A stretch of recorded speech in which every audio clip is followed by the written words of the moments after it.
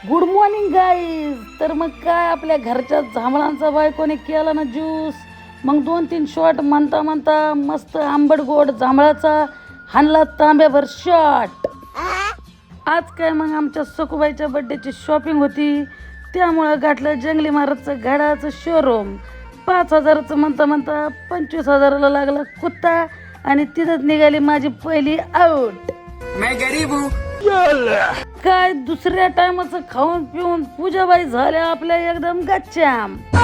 मग काय लक्ष्मी रोडचे 2-3 शोरूम चालून एका जागी 2-4 घेतलं चपला टाका आता माझ्या डोक्यात.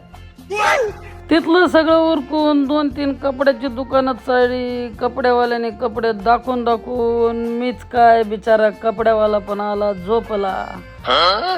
मग काय तिकडचं उरकलं आणि सरळ आपल्या पुण्याची शांत तुळशीबागेमध्ये घुसलो. मॅडमचं काय मॅचिंग टॅचिंग घेता घेता पायाचं पार तुकडं पडलं. अखेर मला दिसले आपले गणपती बाप्पा. गणपती बाप्पांना पाहून मन एकदम शांत झालं. कावऱ्यांची आईस्क्रीम खाऊन निघालो पुढच्या मोहिमेसाठी. पूजी वाकडी झाली होती वजी घेऊ घेऊ.